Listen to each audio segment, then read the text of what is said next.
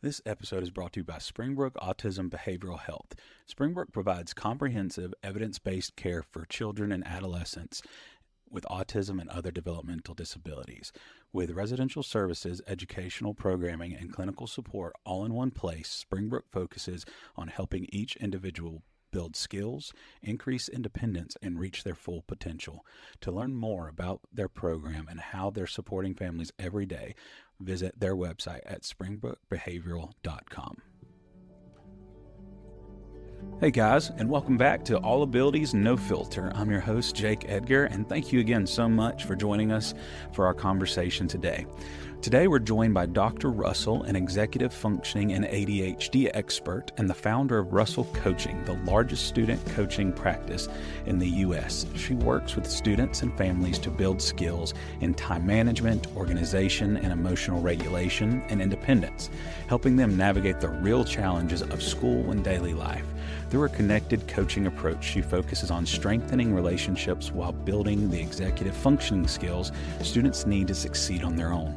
Dr. Russell is also the author of Asking the Right Questions About ADHD, a guide for parents navigating the complexities of ADHD before, during, and after diagnosis. Her work helps families better understand their child's behavior, ask more informed questions, and take meaningful steps with greater confidence and clarity. She's also the host of Breaking Out of the Box, ADHD, Autism, and Anxiety, where she shares practical, real-world strategies for parents raising teens and young adults. Through her podcast, she helps families better understand ADHD, anxiety, and executive functioning challenges, while offering tools that are realistic, actionable, and grounded in everyday life. This was an amazing conversation that I know you guys are going to take home and be able to use these strategies that we speak about today. So just sit back, relax, and enjoy today's conversation. Thanks, guys. All right, Norrine, thank you so much for joining us today. I've been looking forward so much to this conversation. How are you doing today? I'm good, Jake. How are you today? Not too bad. It's been a good day. Like I said, it's just been nice and easy. And you kind of always love those types of days. But if you wouldn't mind, for our listeners, just kind of give us a little bit of background about yourself, what you've been working on, or just a little bit kind of what's brought you in for this conversation. Sure, love to. So I'm Norrine Russell. I have the Jake, I'm gonna sneeze. Can we start over? Oh, please. Yes, you're totally fine. You just start wherever you want. That's the beauty of editing. Okay, sorry. No, you're fine. You just take it off whenever you want.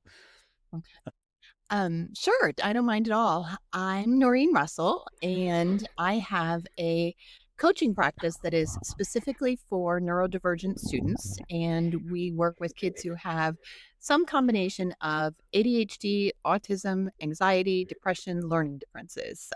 So that's Russell Coaching. I'm also Mhm. the author of a book called Asking the Right Questions About ADHD that I wrote after my experience as the parent of two kids with ADHD.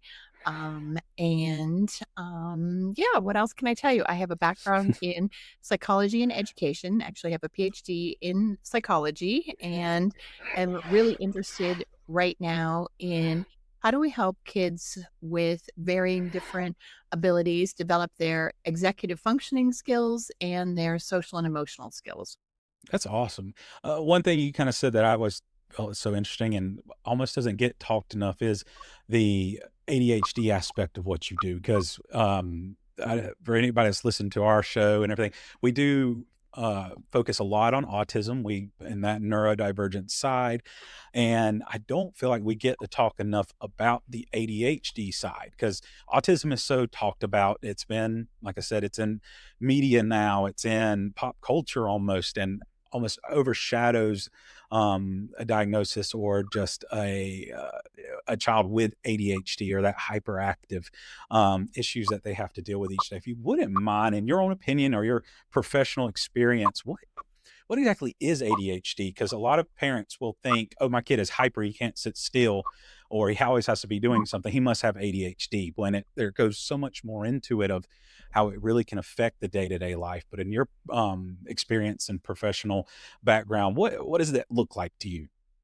Sure. Yeah, I think that's a really great place to start. And it's an important place to start because ADHD is defined in the medical and psychological community as very simply a deficiency in the brain's automatic ability to regulate attention.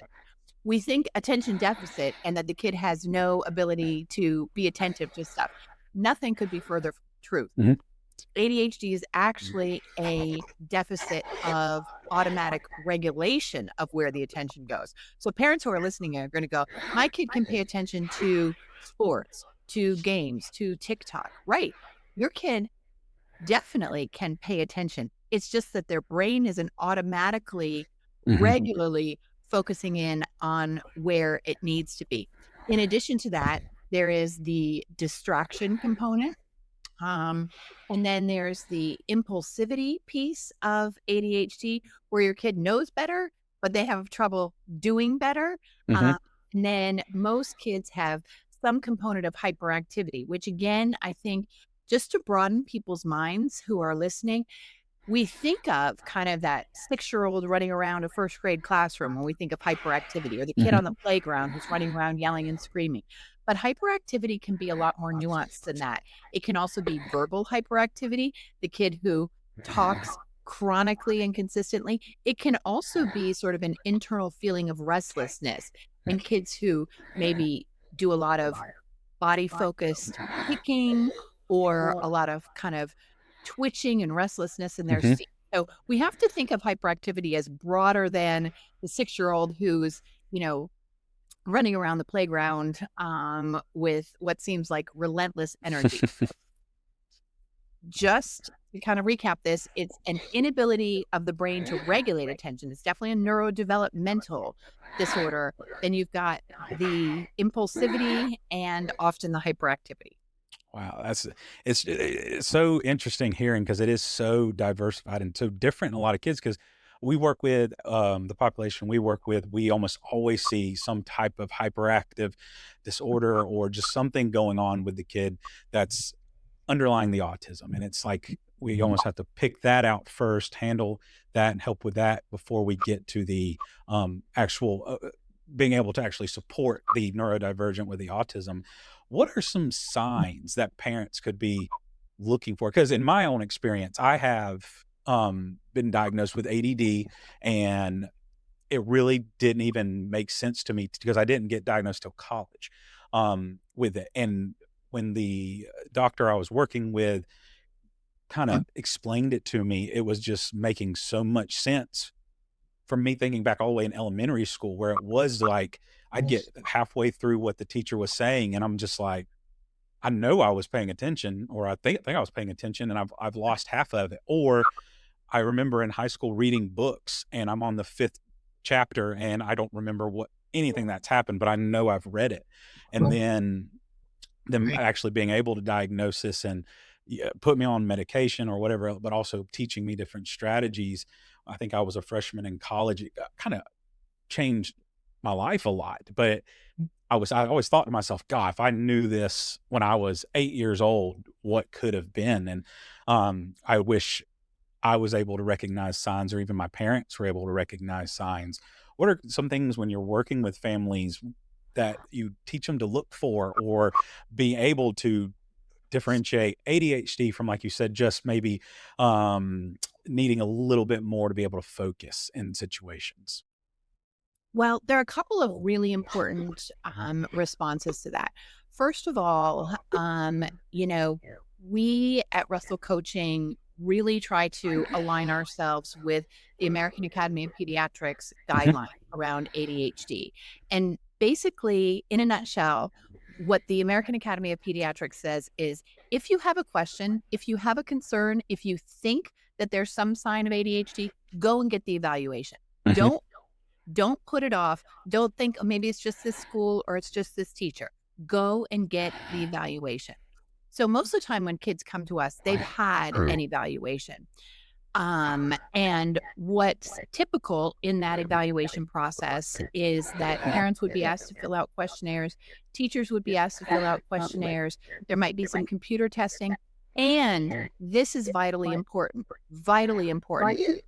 whoever is doing the diagnostic process needs to be looking for what else might also be at play. Because, and I think you'll find this interesting, only about 1/3 of kids who have ADHD only have ADHD. 2/3 also have something else, whether Hmm. that's anxiety, depression, autism, learning differences. And so the question can never be, does my child have ADHD?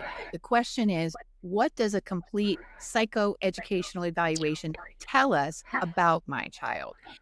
And just to kind of jump off on that for a minute, Hmm. we know that estimates are at least 50% of kids with autism, and maybe as many as 80 to 90% of kids with Wow. autism have ADHD. Hmm. And so, what's really important for a parent is to understand what's the complete picture.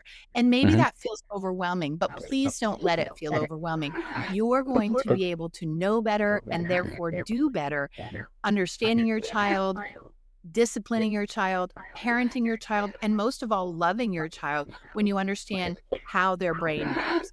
It's very interesting. There is now starting to be a little acronym for kids who have both ADHD and autism, and you've probably seen this, and it's pronounced ADHD, Hmm.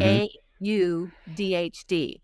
And so, in addition to the increased focus on autism that we're seeing in our society, we're also seeing an increase in the awareness that many kids have both things going on.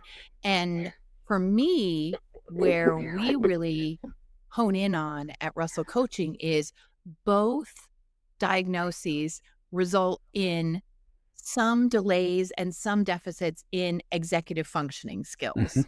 And so that's really where we get to come in and make a difference and help kids either with just ADHD or just autism or the combination of develop these important skills of impulse control, planning, time management, organization. That's our piece of the puzzle, if you will. That's awesome. I think that's so important because even like I said, even in my own life where I still have this going on, it still affects everything I do in my job, everything like that. So being able to learn these strategies, learn ways to kind of almost catch myself when I'm zoning out or not able to, because I never want people to feel like, and I know I've worked with students that are so hyper aware of their ADHD and autism that they're so afraid that they're making people feel like they're unimportant when they're talking because they're zoning out around things that are going on, not able to focus in on a conversation. So those executive skills that you're talking about are just so important. One thing I actually spoke with a couple of parents about this last week when we were working on an IEP for their student who has been dealing with ADHD. I think they're going on their fifth year now, where it's been actually recognized in their IEP. And you probably have this experience too. Their child is extremely gifted and very capable. And one of their biggest frustrations was before they were able to get it involved in the IEP and get the services and what they needed was they knew how smart their child was just by conversations and um, very, very good with STEM work and just being able to pick up on things very quickly. But their grades never reflected that. And reports from teachers never reflected that. And something they still struggle today is finding things to motivate their child. What are some maybe advice you give to parents who are really suffering to or really having a hard time finding that motivation for a kid that falls under the ADHD or whatever diagnosis? Because I see parents and we sit there and we'll talk about things before an IEP where we're trying to list things that they could implement in school because the motivation's not there. They can't quite connect the dots where this kid's skill set is being reflected on a report card. And I think that really does beat parents down sometimes. And with your coaching, what are some things you tell parents when that's the situation?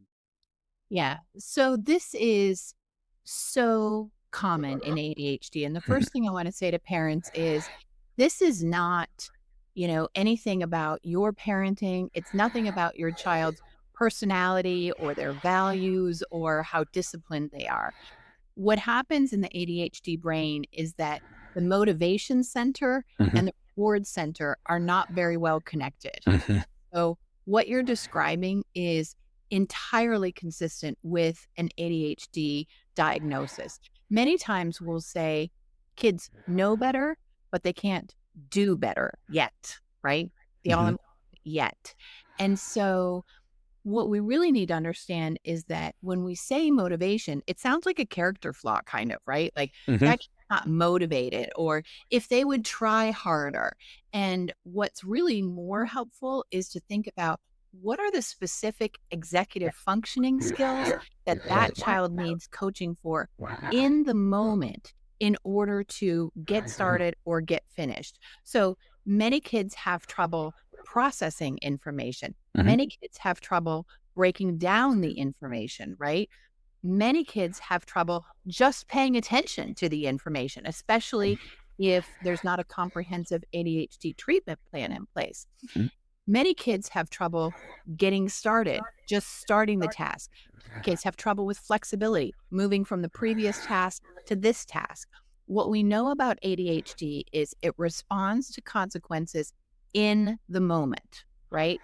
It's not something distant. It's not the check mark at the end of the day, right? It's not the reward on Friday. It's not, the big cash prize at the end of the semester. Those consequences need to be immediate and clear. And so when a teacher or a teacher's aide or any other educational professional sees that kid struggling, helping them to start the task through coaching and then praise, right? Hmm. Doing a great job getting started. You're doing a great job. You've got 1 or 2 math problems done already. You are going to get, whatever it might be, a check mark on your behavior chart, which is a word I can't stand when it comes to ADHD. Not behavior, it's symptoms, right? But immediate feedback in the moment is what most kids and teenagers with ADHD need and respond to. And that feedback might be you're on the right track or you're actually not on the right track, but it needs to happen in the moment, which is why these, behavioral report cards at the end of the day don't really work Hmm. because the student is not getting feedback in the moment, but they're also not getting coaching in the executive functioning skill that's underlying what we're calling Hmm. motivation. Right. I think that's so interesting when you talk about the behavioral parts of it and everything. Because when I'm working with students that have the diagnosis and I can tell are getting, it's it's hard to see them when you can tell they're trying their hardest to pay attention. And the last thing I want to do is come at them like I'm getting on to them about something that I can tell they're trying to control. So it's hard for me as a educator to balance that. I want to be super supportive, but I also want to help them and move forward. And I know you talk about having connection before you Mhm. correction. And I think that's so cool. If you could speak a little bit more on that too, because it's so, I know when I speak with a lot of other teachers, not even just ADHD, almost everything, when you see the child trying their best, but the diagnosis is almost wrapped around them, pulling them back. And the last thing you want to do is shame them for something that's just the way they're wired. Because you don't want them to feel like they're just never going to make progress. So I love that connection before correction. So what is that exactly that, when you coach that? Yeah. Yeah. I'd love to talk about that because it's so important. So on the CHAD website, which is Children and Adults with ADHD, CHADD, there is a study that suggests that kids with ADHD get 20,000 more negative pieces of Mhm. feedback before age 10. So Mm. listeners who are ADHD professionals are going to be familiar with that stat. Parents might not be though. And of course, it makes sense, right? It makes logical sense. You take this impulsive, hyperactive kid and they're getting a lot of correction. What we, and I think most parenting advocates and ADHD experts really um, believe and have tried to help everyone put into practice is this idea of connection before correction, which just means how do we relate to this child? In Russell coaching specifically, it means what are the child's strengths and how can we capitalize on those strengths in order to get their work done? So if Mhm. we have a child for whom we know they love relationships, right? We might say, your teacher is going to be really happy if you're able to get this math sheet turned in Mhm. on time, right? And that's connecting with who the child is and what their strengths are. If we have a child who really values being seen as a leader with their peers, we might say, you know what, you have an opportunity here to shine. Let's really work on getting this essay outline done Mhm. during the 15 minutes you have in class today, right? Or if you have a child who has a particular deep interest in something, you know, trains, transportation, animals, whatever it might be, you know, hey, let's use your interest in this to get this work done. Mhm. And so basically, it's inserting a pause, which is a skill we're always trying to teach kids with ADHD, right? Pause before you act, right? It's us as professionals and as parents inserting a pause before the correction to connect. Mhm. Hey, are you having a hard day today? Or acknowledging their strengths in the way that we do, or saying, you know, what kind of help would be useful to you here? But it's always connecting with the child, the student, the teenager in a way that acknowledges that they are doing Mhm. their that this is genuinely hard and that you see and you recognize their efforts because so many times for so many years kids with ADHD just got the message you were a behavior problem. Mhm. Nothing could be further from the truth. Mhm. This is not behavior, these are symptoms. Absolutely. It's almost like you have to affirm everything with them before really almost like you got to check yourself a little bit and make sure that you're respecting the diagnosis before really correcting, if that's what we want to call it, anything. Because it's, I mean, I almost feel like anybody would like that, whether have ADHD, autism, or anything, where if someone's approaching any type of criticism or trying to deliver it, they're coming from it from a, we want to just get you from point A to point B as successfully as possible, but we understand these roadblocks that you have to go through that some people don't. And that feeling of understanding between the two people, it just makes it so much easier and so much more supportive. So I think that's really awesome.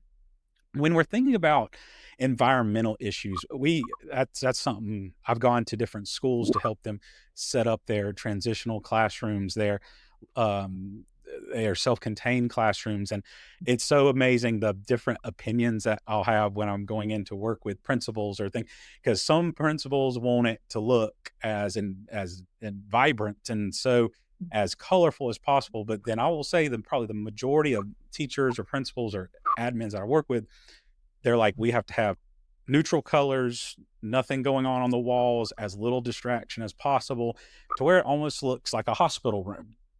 And I know schools and parents too. I've seen kids' bedrooms with that same problem. And there's always such a hard middle ground to find to where it's not distracting, but you don't feel like you're in a mental hospital or a padded room at the same time. Because I've worked with kids that just thrive in an environment of constant stimulus because it just keeps their brains going, and then some that needs the opposite end. What are your thoughts on that? Yeah, so, you know, the idea that we are going to grab the attention of kids with ADHD through vibrant colors is just off base, right? Mhm. I mean, we are not going to get them to read 10 points on a science poster through using bright red and bright blue. I mean, so let's get realistic about what that classroom environment can look like so that it's genuinely helpful, not just for your kids who have 504 IEP plans, but for all your kids. And to me, that is really figuring out what are the 4 to 6 things that could be on the wall that will help all of the children in that classroom every day. And I'm also a fan of let's organize this on the walls in such a way that it makes sense, right? What you see when you go into so many elementary school classrooms is every foot of the wall space is taken up with what are our objectives in science? What are our Hmm. objectives in language arts? What's the schedule for the day? Like, what's the schedule for the month? What are upcoming events? We, I think, would do so much better if we would make one wall the science wall, Hmm. one wall, the language arts wall, one wall the organizing your day wall, right? Let's use our skills in metacognition and organizing to help our kids learn these skills. This is where I look for math stuff. This is where I look for language arts. This is where I look for the day, instead of stuff all over the walls, because at some point during the year, you're going to need it. And that's asking a lot of teachers. I get Hmm. that. But I am a firm believer in figure out what are the 4 to 6 things that every child in your classroom will benefit from being able to see every day. After that, this is where technology can be helpful. Put stuff up on your whiteboard, put Hmm. stuff on your smart board. Not everything has to be up for the entire year from September 1 through July 1. Right. June. And I think I tell teachers this too is, in my opinion, consistency is better than being just the most creative, vibrant classroom in the world, because it's I've I taught with one teacher last year, and um I, to be fair, she was a brand new teacher, so she was learning, but she just felt like every day the kids would be into something new, so she would change it up. And almost every week they were almost in a new classroom, and they would have kids that were just struggling with transitions, struggling that. And I told her, I was like, well, because they have no idea what they're supposed to be doing because you're changing it constantly. And that lack of consistency, almost lack of predictability, can cause a lot of stress with kids. It causes a lot of stress with me. I like things consistent. I like things the same. And I told her, just pick what you want, keep it consistent. And like you almost said, keep almost the area is the same, but then, the theme or whatever's in that area can change a little bit. I told her, if you won't change, you can change the books that are in your library Mm. in the corner, things like that. And I think it's taken her a little while, but I think she's going through those first year teacher hurdles that I went through. And I think a lot of our listeners can relate to too, because it can be intimidating for first year teachers to really have to adjust and accommodate to, like I said, the autism, the ADHD, the ADD, the oppositional defiance, which I think can come from a lot of ADHD backgrounds and things too. And it is a lot for first year teachers to go through. If you were working with a first year teacher that was having to adapt to ADHD children in their classroom, because I was that first year teacher too, feeling so overwhelmed because I feel like it really makes you doubt your classroom management skills when all that's going on. So, do you have advice or even coaching for teachers on how to manage their classrooms when you're dealing with so many big personalities and so many needs when it comes to their population in their classroom? It's tough, right? It's a Hmm. challenge. And we absolutely need to prioritize supporting teachers. This is tough, right? And as school choice becomes more prevalent across the country, some public schools are being left with a lot of kids, a greater proportion of kids who have 504s or IEPs. So I want to do nothing but, support teachers and administrators. And if you want support, book a call with me and I will Hmm. listen to you for 30 minutes. It's that important to me. That being said, I think there are a couple of things for teachers that are really helpful to keep in mind.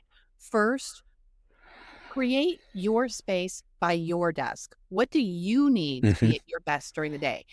We like to think it's your classroom, but it's the student's classroom, right? Create your space at your desk. Figure out what do you need in order to make it through the day. These days are rough. They're hard. Make your space, your calming space, your sensory space, your excited, get motivated space, whatever you need.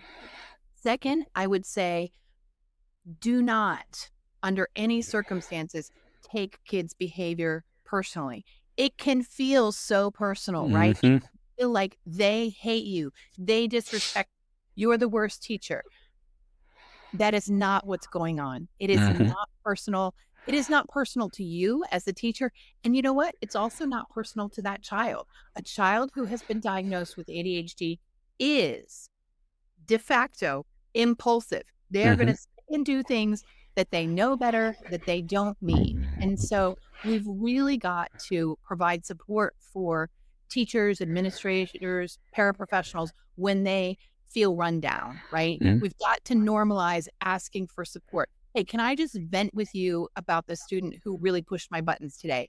We don't need to do anything about it. Teachers are smart, they're wise, they need to be heard, right? That's really my third point is school culture needs to support being heard about what's difficult or what's hard for teachers, right? Right. And so create your own safe space, do everything possible every single day to not take this personal. And third, administrators and PTA and everyone create a school culture where it's safe to talk about what are the frustrations, because there is no denying that kids with ADHD can be some of, if not the most frustrating kids in your classroom. And I have 2 children of my own who were ADHD, and we see over 100 kids a week who have ADHD. There's no denying the reality that having a kid who cannot pay attention, who is impulsive and hyperactive, is disruptive in the classroom. Absolutely. What are your, as a parent, kind of want to get your opinion on this too, because again, I'm not a medical doctor or anything like that, but and when I speak to parents and they ask me these, it makes me nervous to answer because it's not my background. But with medication, with Adderall, Vyvanse, Ritalin, everything under the sun, as a parent with children with ADHD, what are your thoughts on that? Because I've been on Adderall, and I think it's helped me tremendously, but I went through a lot of being well overprescribed things like Vyvanse to where it really messed with my system, messed with my day-to-day, almost my mental state, and it took a couple of doctors to figure out the exact dose. And I'll be honest, it sucked to go through. I did not enjoy it. I couldn't imagine a parent going through it with a younger child. Like I said, I was in my 20s and I did not like it. What are your thoughts with medication, just as a parent point of view, or when you're coaching? Because I know that can be a sensitive thing with parents, because they don't want, I know I didn't want to be completely dependent on it where I feel like I couldn't function without it. I didn't want to feel if I didn't have it, I couldn't succeed or couldn't do well in my job. And I know that's kind of a fine line to balance. And I couldn't imagine as the parent making the decisions. Yeah. Yeah. You know, I'll tell you, and I want to make sure I get this entire thought across. As a parent, my kids' lives are better because of ADHD medication.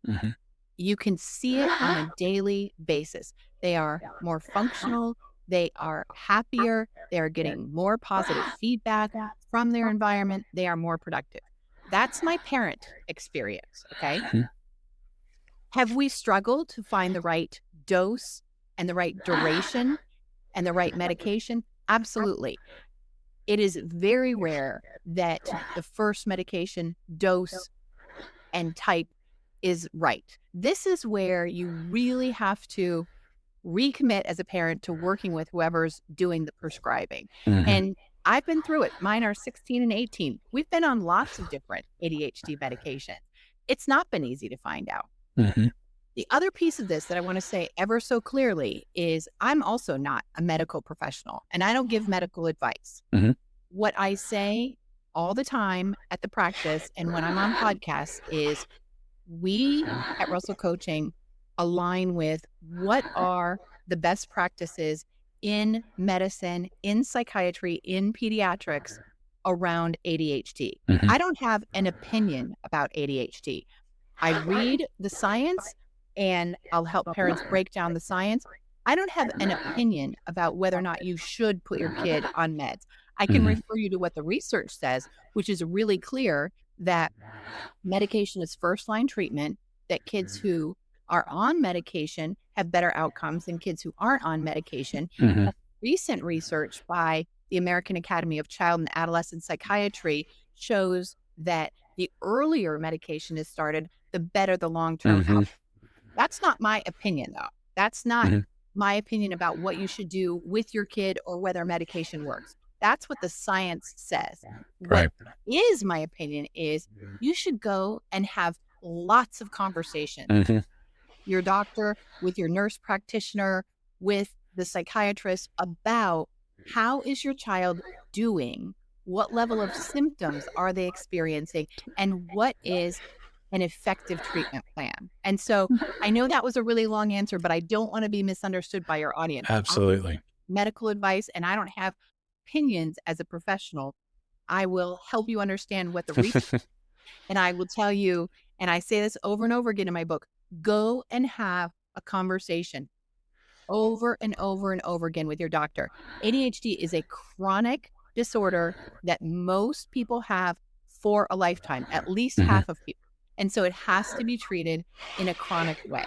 And then you can see your child with ADHD grow and flourish and tap into their strengths. I mean, I'll just tell you quickly, I know we're at the end of our time, but my son is my older child and my more complex child. He just turned 18 and this is a kid who couldn't tolerate sitting in school in a Mhm. classroom. And he started working about 2.5 years ago. And I thought, how's this kid going to make it through the workday? 2 years later, he has been working at Gregory Vet. Shout out to Gregory Vet in Tampa, Florida. 2 years. He has been asked to come be a camp counselor at the camp that he's attended for several years. And he is somehow overcoming all of the things, the ADHD, the autism, the anxiety, and the depression. But it has taken a superhuman effort on everyone's part, all of his team. And that I think is what I want to say today, is the team approach is so vital. We're part of that team. We'll take the lead happily at Mhm. Russell Coaching. We'll reach out to schools, to the psychiatrist, to whoever. But that team approach is vital. And that is what we believe at Russell Coaching. Oh, without a doubt. I tell parents all the time, it's just flood yourself with information, flood yourself with support. I'm not an expert on many things, as I tell them, but I can point you in the direction of someone that is. And that being said, where can our listeners find the Russell Coaching, find your book, find all these other amazing resources that you're working to provide? Yeah, I would love for them to find us. We're at russellcoaching.com. You can go into Google or any AI and type Norrine Russell or Russell Coaching. You'll find us easily. And I want to say on our website, we have a blog that maps out all of the executive functioning skills one by one and how parents can help those skills develop. I also have a podcast, which you can find on Apple or Spotify. ADHD, autism, and anxiety, breaking out of the box. And of course, you can find my book on, any bookseller and on Amazon, asking the right questions.